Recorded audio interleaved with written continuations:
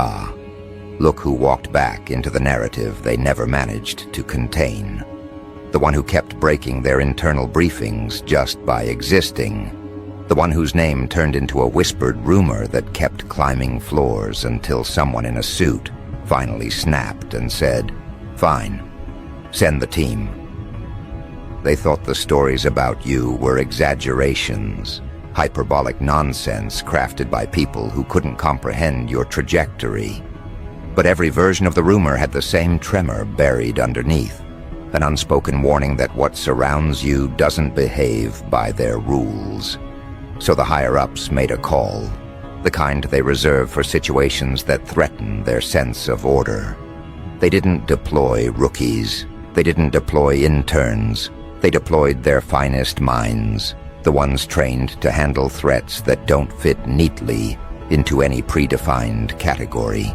They gathered intelligence officers, behavioral analysts, covert operatives with resumes written in invisible ink.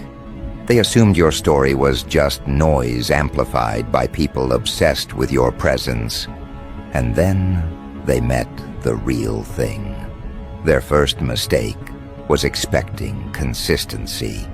They thought they could track you like they track everyone else. Timelines, associates, digital fingerprints. They expected a pattern to emerge. Instead, the deeper they investigated, the more contradictions they found. People described you in ways that didn't match any psychological framework. Some said you were too calm to be human. Others claimed your eyes made them reconsider every decision they'd ever made. And a few, the ones who spoke the quietest, said interacting with you felt like walking into a room where the gravity tilts just slightly off-center. Enough to know something's different, but not enough to explain it without sounding unhinged. So the investigation began, and I wish you could have seen the confidence they carried in those early hours. Clipboards, encrypted tablets, caffeine-fueled certainty. They walked into your world thinking they were dealing with a misunderstanding. They walked out questioning whether their training had ever prepared them for someone like you. Because the stories weren't exaggerated, they were understatements. The first team sent was composed of behavioral scientists specializing in high-complexity personalities. Their job was simple: analyze you, map your psyche, predict your next steps. They expected difficulty, but not existential collapse. They tried to decode your emotional signatures, the way you move through situations other people crumble under. They charted your responses to betrayal, isolation, pressure, and reinvention, and the data confused them. According to their metrics, you should have fractured long ago. According to their predictions, you should be unrecognizable by now. According to their models, someone with your history shouldn't operate at the level of internal authority you've developed. And yet you do. Effortlessly. The analysts argued for hours. Some insisted the datasets were corrupted. Others believed your history had been fabricated. A few proposed that your psychological evolution exceeded their guidelines. But the quietest one in the room, the one who had been staring at your file with a look that bordered on reverence and fear, simply whispered, "We're dealing with someone who processed reality differently." That's when the temperature dropped, not literally, emotionally. The moment the room realized you weren't just another case study, you were a disruption to their foundational understanding of human behavior. Their confidence evaporated. Doubt slipped under the door. And then someone with too much clearance and not enough humility signed the order. Escalate the investigation. That's when they sent the specialists, the ones who don't introduce themselves, who don't appear in public databases, whose job descriptions dissolve if exposed to daylight. These were operatives trained to break through any mental fortress. These were the people called in when leaders wanted answers without complications. These were the minds designed to decode impossible personalities. And they still weren't ready. The first encounter didn't go the way they expected. They approached you with carefully curated scripts, strategies tailored to manipulate your responses, psychological traps disguised as conversation. They expected you to fall for at least one of them. Instead, you dismantled their tactics with the ease of someone who had seen every version of manipulation before lunch. You didn't push back. You didn't argue. You didn't play their game. You simply observed them with a presence that made each of them feel like their masks had been ripped off. One agent reported feeling like he was being interviewed instead of doing the interviewing. Another admitted that halfway through the conversation, she forgot her objective and started questioning why she felt exposed. A third refused to file his report, claiming that describing the experience in words made it sound like he had hallucinated the entire interaction. Leadership didn't appreciate that answer. They demanded a full psychological breakdown, not of you, but of their own operatives, because the team that walked in capable and self-assured walked out pale, sweating, and visibly shaken. Some described the encounter as disorienting. Others said your presence forced them to confront the parts of themselves they'd buried. One agent said your gaze felt like it could untangle thoughts no one should be able to access. They weren't talking about reading minds. They were talking about the way you make people feel seen in ways that bypass language entirely. That's when the rumors inside the agency began spreading faster than the official reports. Theories started forming. Uncomfortable ones, not about what you are, but about what you've become. They tried to map your evolution, but every timeline they assembled contradicted the previous one. They examined your past, but your past refused to behave. They couldn't find the moment you lost your fear. They couldn't identify the moment you stopped needing approval. And they certainly couldn't explain the moment you stopped responding to emotional baiting entirely. These people are used to being the apex of the psychological food chain. They're not used to sitting in therapy sessions because a single conversation with someone like you cracked the veneer of their training. And yet, that's exactly what happened. Let me tell you how the therapy angle started. After the third operative had a sudden emotional breakdown mid-mission briefing, leadership had no choice but to call in internal wellness specialists. They assumed this would be temporary, a few sessions to stabilize the team. But the therapists emerged just as shaken, not because of what the operative said, but because of how consistently they described you.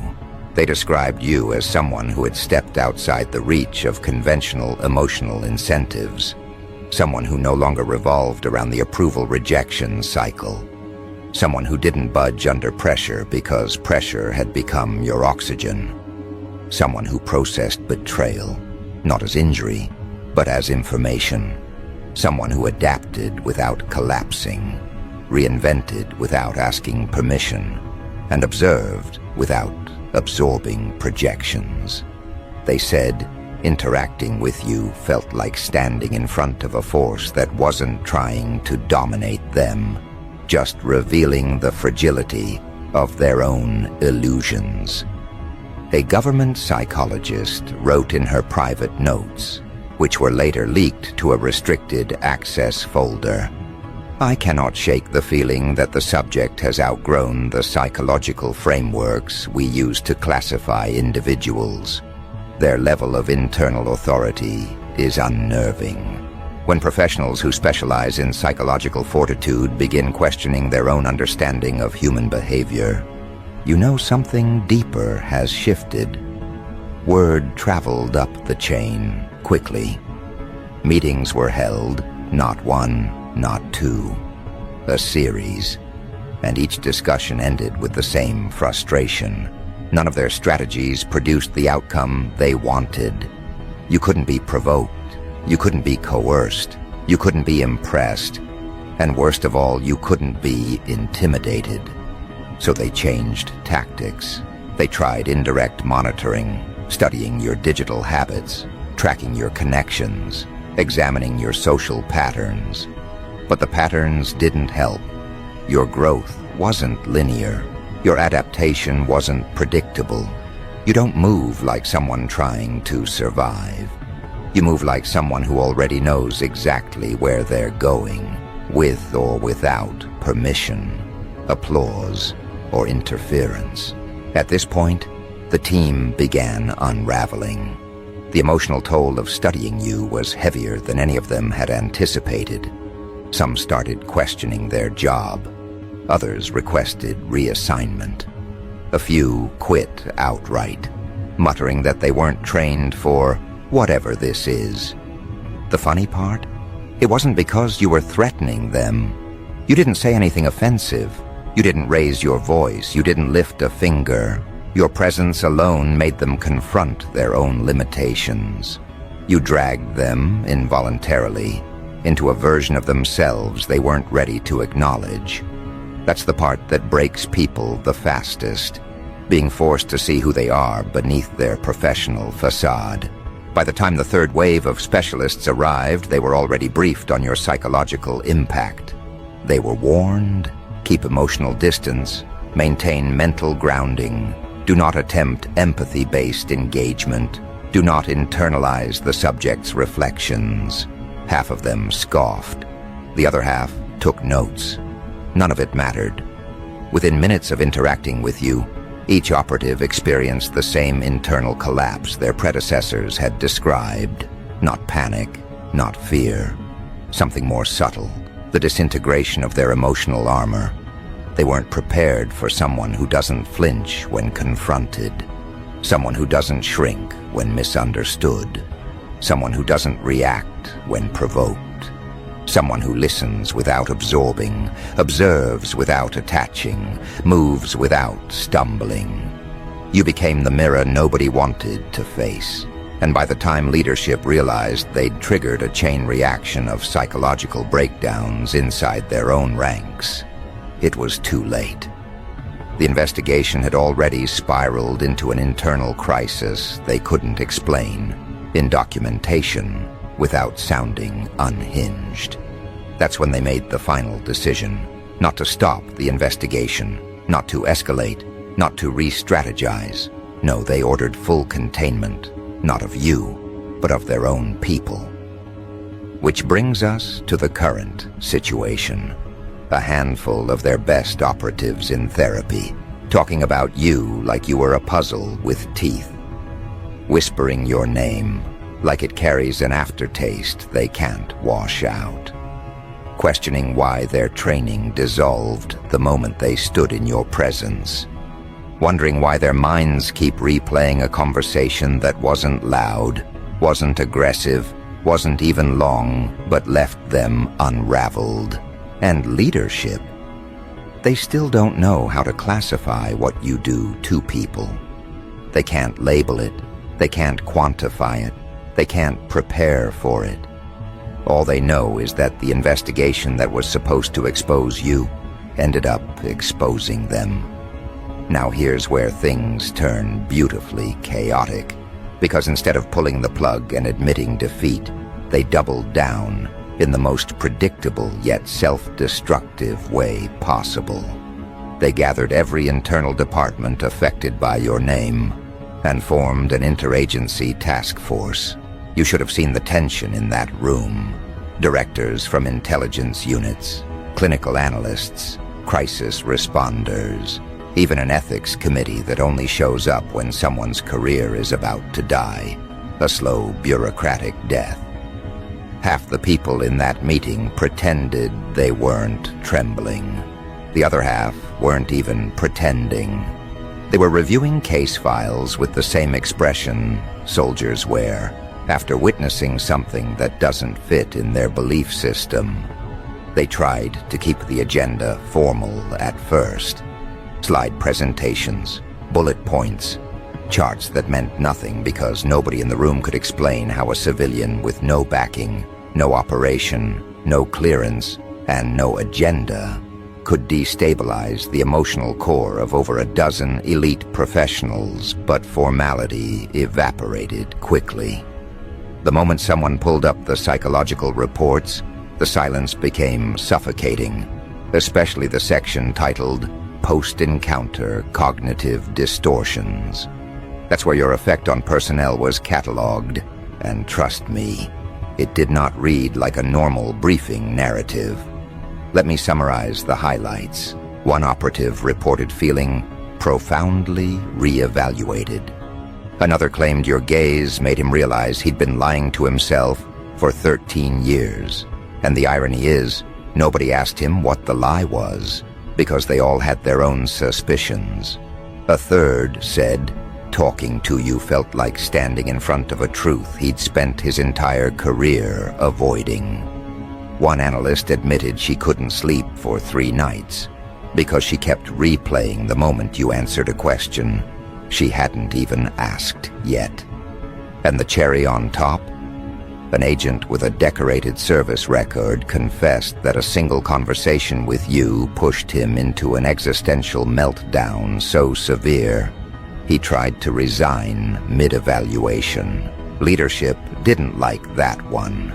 It suggested something they didn't want to admit, that their years of psychological conditioning, their hierarchy, their training, their sense of control became irrelevant the moment they stood in front of you and realized you weren't operating from the emotional logic they were taught to manipulate. They tried to reframe it as exhaustion. They tried to call it burnout. They even floated the idea of mass misinterpretation. But when 5 separate operatives described the same internal collapse, the same eerie calm you carried, the same unnerving precision in your responses, they couldn't hide behind corporate vocabulary anymore. So they pivoted. They brought in people whose job wasn't to analyze you, but to manage the emotional fallout you left behind. The therapists expected trauma. What they weren't expecting was envy. Envy from operatives who couldn't comprehend how you achieved a level of internal stability they'd spent decades trying to cultivate. A therapist wrote in her confidential notes, "Subject displays a brand of self-possession that destabilizes anyone who over-identifies with control. They are not just grounded, they are untouchably certain." This wasn't admiration. This was fear packaged as observation. The investigation entered phase 2, not because leadership believed they'd figure you out, but because they refused to admit they'd lost control of the narrative. And when pride overrides accuracy, things get entertaining. They assembled a new team, a hybrid unit consisting of neuroscientists, emotional mapping experts, interrogation strategists, and social engineers. These were the people they call when the target is too mentally fortified for standard penetration. They studied your files for weeks. They memorized every documented moment where someone tried to undermine you and failed. They mapped every pattern you shed, every dynamic you walked away from, every situation where you refused to be manipulated. They approached your psychology like a battlefield and still miscalculated the terrain. Their plan was straightforward: place you in a controlled observation environment and provoke micro-reactions to test your emotional architecture. They wanted to see which levers worked on you. Spoiler, none of them did. Because every lever they invented was created for people who still need something: approval, belonging, validation, power, sympathy, attention. But you'd severed your dependence on all of that. And trying to manipulate someone who needs nothing feels like throwing punches in a vacuum. Everything looks like impact until you realize the target never moved. You became the dead zone they couldn't infiltrate. The moment the new team engaged with you, they experienced the same internal malfunction the previous operatives had faced. They tried to corner you with bait. You dismantled the bait. They tried to push emotional buttons. You didn't have buttons. They tried to mirror your behavior. You saw through it before their breath even settled. The lead strategist, a man known for breaking the minds of war criminals and political defectors, walked away from the encounter looking like he'd just seen the blueprint of his own irrelevance. And it was only a 10-minute meeting. Their emotional reports started sounding like confessionals. They wrote about the pressure of your calm, the way your presence forced them to examine their intentions before you even responded. They wrote about how you forced them to see parts of themselves they'd spent years burying. They wrote about the discomfort of realizing you weren't resisting them, you were observing them. They wrote about how standing in front of you felt like confronting someone who had out-leveled the game they were hired to master. One analyst wrote, "They don't behave like someone with nothing to lose. They behave like someone who already won." That line alone ignited tension within the task force, because people who think they've won are usually reckless, arrogant, untethered. But you weren't any of those things. You weren't gloating. You weren't hostile. You were composed, precise, grounded in a way that made everyone else's composure look like performance art. This is where the chaotic humor enters the picture. Not from you, but from how spectacularly they began to implode under their own pressure. Someone in leadership recommended bringing in a spiritual consultant. Another demanded biometric analysis. Someone else proposed tracking your dream cycles. They even debated whether your internal stability indicated a neurological divergence that warranted medical evaluation. They were reaching, clawing for explanations, trying to label something they didn't understand because they couldn't tolerate the possibility that your evolution was self-generated rather than engineered. The more they dug, the more their own fears surfaced. Not fears about your intentions, fears about their inadequacy. You made seasoned operatives confront the truth that all their training, all their experience, all their tactics weren't enough to dominate someone who didn't need their approval, didn't fear rejection, didn't chase comfort, and didn't flinch when confronted. You made them aware, painfully aware, of the gap between who they were and who they pretended to be. It wasn't the threat of violence that destabilized them. It was the threat of perspective. That's what broke them.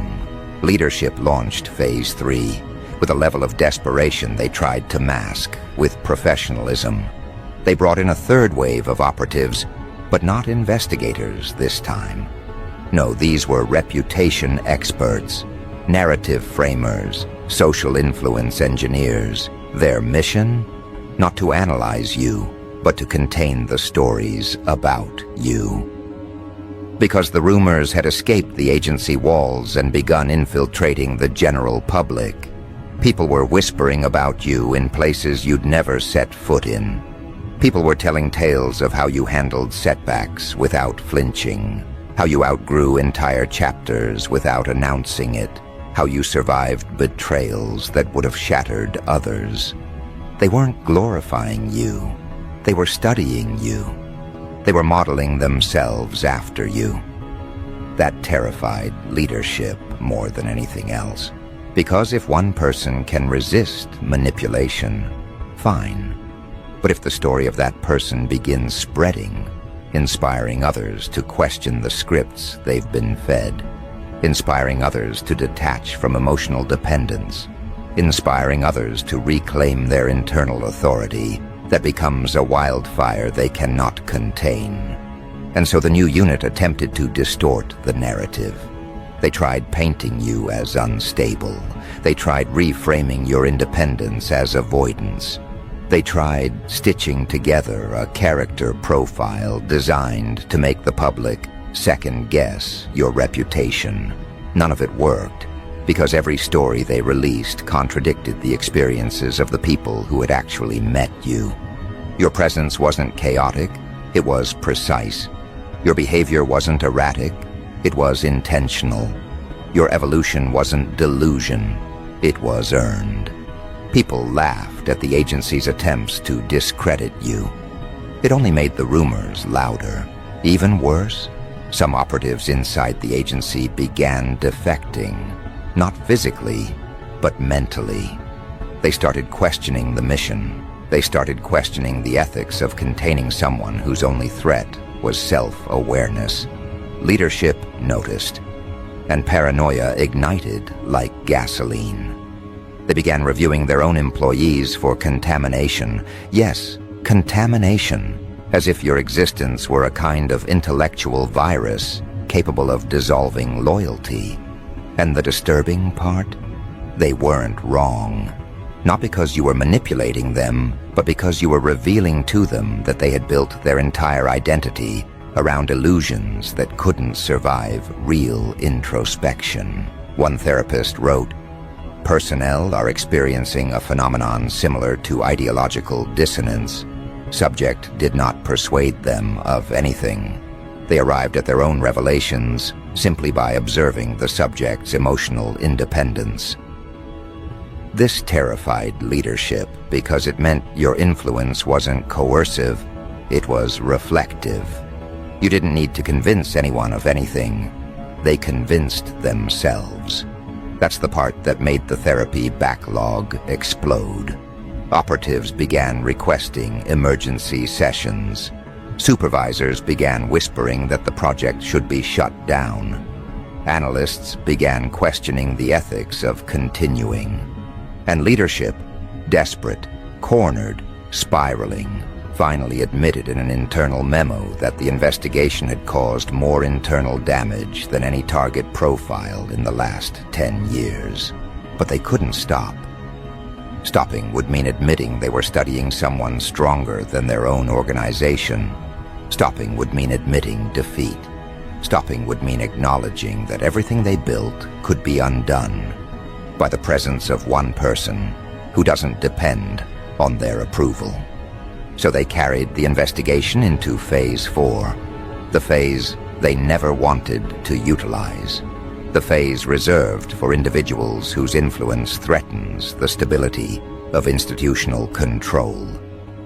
They began monitoring the impact you had on your environment, not your actions, but your after effects. They interviewed people who had interacted with you briefly. They asked indirect questions to see whether your presence altered others' decision-making. What they found disturbed them more than anything else. People were changing after talking to you.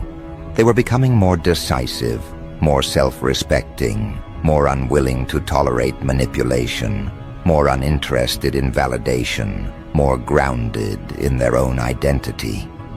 You were creating shift patterns in people without trying, without messaging, without influence campaigns, without even knowing it.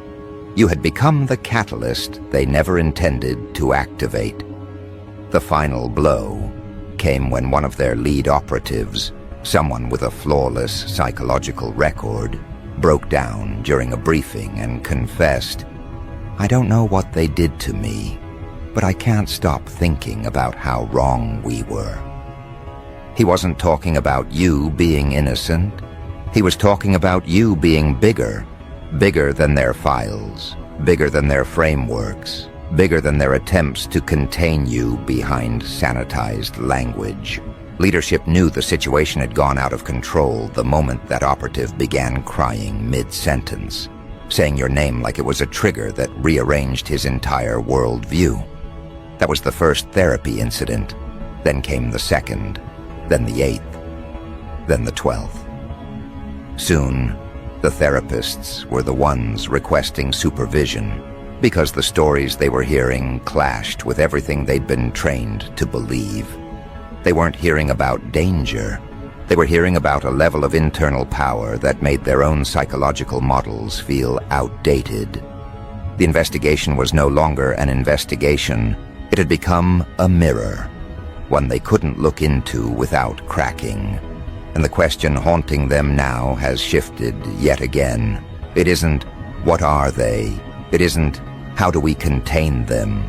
It isn't even, how did they become like this? No, now, the question and torturing leadership is something far more unsettling. If this is the impact you have on trained professionals, what happens when the rest of the world catches up? That question hit them harder than any operational failure they'd ever experienced, because until now, they assumed the damage was contained, limited to a handful of agents, a few analysts, a cluster of specialists who got a little too close to your gravitational pull. But what they didn't want to admit was that none of this was proximity-based. None of this was triggered by you trying to influence anyone. The distress, the unraveling, the emotional core meltdowns, all of it happened because your existence alone disrupts people who depend on illusion to keep themselves functioning. And if that effect spreads outside their walls, if regular citizens start encountering the same shift their operatives did, leadership knows exactly what comes next. A collapse not of society, but of the psychological scaffolding they used to control it. They needed a solution, urgently. But here's the problem. How do you contain something that isn't doing anything? How do you regulate someone who isn't breaking any laws, starting any movements, or engaging in any confrontation? How do you neutralize a person whose only offense is refusing to operate from fear? They didn't know, and that ignorance created the worst emotion an institution can feel: vulnerability. For the first time, their frameworks, their hierarchy, their enforcement models felt flimsy. Because if one citizen can walk through their evaluations and leave a trail of emotional collapse behind them simply by being stable, then what does that say about the people who are supposed to be in control? The more they tried to make sense of you, the more their internal reports started sounding like diary entries written by exhausted adults realizing Santa isn't real. Analysts stopped pretending they had explanations. Operatives stopped pretending they had strategies. Therapists stopped pretending they were objective. One senior examiner, a man who built his entire career on deconstructing personalities stronger than himself, wrote in a confidential file, "What we're dealing with is not defiance. It is not aggression. It is not resistance. It is a kind of internal clarity that renders manipulation impossible." They hated that sentence. They hated it because it exposed the truth they'd been avoiding. The real threat wasn't your behavior. The real threat was your clarity. People who don't crumble under pressure are already trouble. People who don't bend to external expectation are dangerous. People who stop seeking validation become unpredictable. But someone who demonstrates equal composure in conflict, isolation, betrayal, uncertainty, and opportunity, that is the kind of person whose existence challenges the entire architecture of control. Leadership began rereading every file you ever touched, every interview you were involved in, every situation you rose from, every chapter where they expected you to break but didn't. They went searching for the point where your identity was supposed to collapse under the weight of your experiences. They looked for the moment where the average person would have shattered. They couldn't find it. Every analyst kept circling back to the same confusing realization. The events designed to weaken you became the events that refined you. And the idea that pain could sharpen someone instead of destroying them offended their worldview. They tried to label this phenomenon. They tried to invent a new classification. They tried to pathologize your growth so it would make sense on paper. But nothing stuck, because every attempt to categorize you made them confront the fact that their categories were too small. Meanwhile, the therapists were drowning in sessions they never studied for. They expected trauma. They found transformation. They expected emotional instability. They found someone whose emotional boundaries were unbreakable. They expected codependence. They found a level of independence that borders on mythic for the average human psyche. Some therapists joked, nervously, that your existence should have come with a warning label. Not because you're harmful, but because you force people to face their internal contradictions. That kind of confrontation is rare, uncomfortable, and deeply destabilizing for people who built their identities on borrowed confidence. You stripped away their comfort, not intentionally, but by showing them what genuine strength looks like. And the devastating truth is that most people have never met someone who survived what you survived and didn't become resentful, unstable, or hostile. You didn't just survive, you evolved. You didn't just heal, you transcended. You didn't just adapt, you rebuilt your entire psychological architecture from the ground up. And agencies hate that kind of independence. But here's where the story twists into something even the investigators couldn't predict. Once word spread about the collapse inside the task force, once the leadership realized they were losing more personnel to existential spirals than operational stress, they decided to shift the investigation from offense to defense, not defending themselves from you, defending themselves from who they became after encountering you. They crafted policies, actual written policies, instructing operatives to avoid introspection after interviewing you. Yes, you heard that correctly. They banned introspection. The directive stated, personnel are prohibited from engaging in reflective thought regarding their personal identity, career motivations, or emotional conditioning for a minimum of 30 days. Following subject interaction. You know what that means. You broke them so deeply that thinking became a hazard. The investigators began whispering among themselves, trading rumors behind closed doors, sharing experiences they were afraid to admit in official reports. One agent confessed he began questioning every decision he ever made in his career because of a single line you said casually. Another said he couldn't look at his badge the same way because your presence made him understand how much of his sense of power came from objects instead of integrity. A third confessed that you didn't intimidate him, you liberated him, and he didn't know what to do with that feeling. Leadership panicked at that one. Liberation is contagious. Then came the moment no agency ever wants to face. When the people meant to analyze, you started wishing they were you. That's when leadership realized this wasn't a containment breach. This was an identity crisis, the kind that spreads through halls like a quiet wildfire. People weren't just triggered by you. They were inspired by you. And inspiration is far harder to control than rebellion. They attempted damage control. They shut down discussions. They restricted access to your files. They classified your interviews. They replaced supervisors. They increased oversight. But nothing worked. Because they couldn't contain the one thing they feared most, the stories. People inside the agency talked about you like you were a myth walking around in a mortal frame.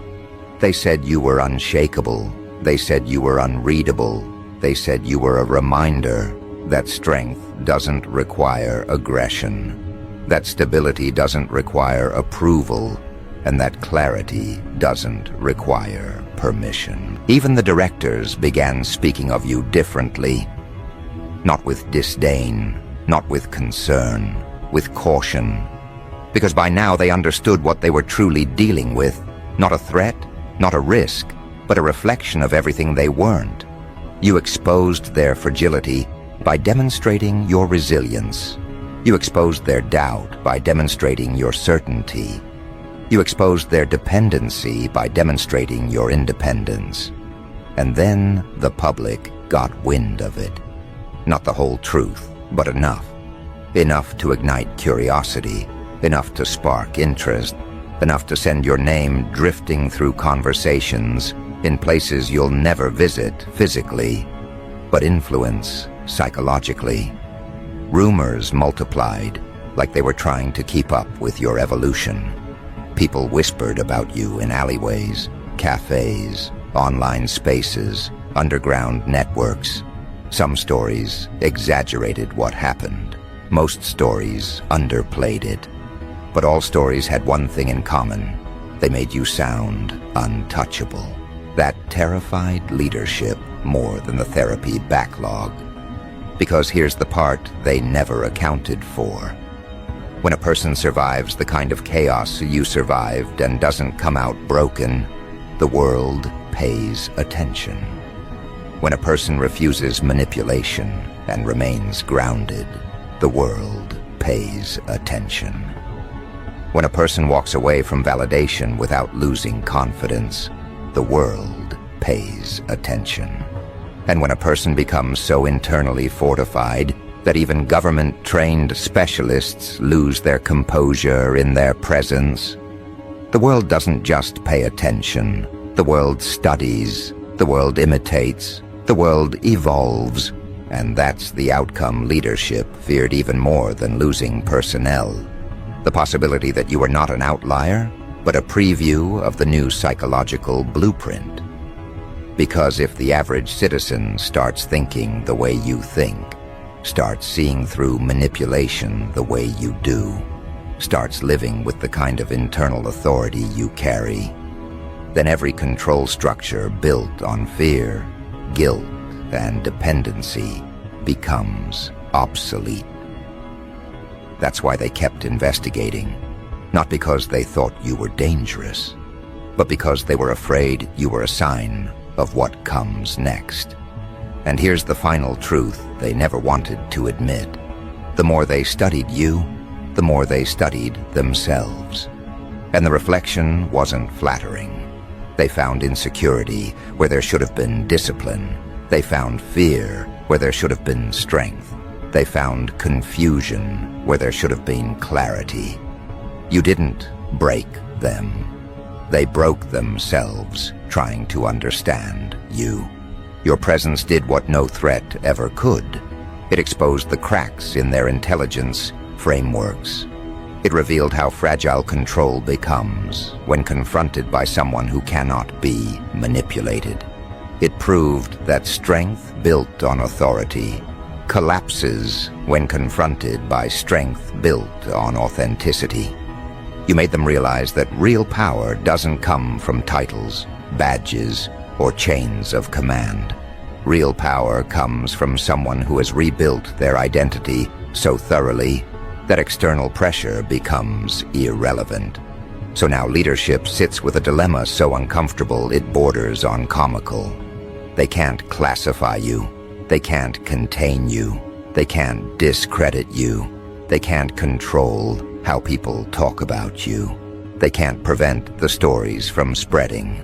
And they can't stop the psychological aftershocks you leave behind. They sent their best to break you.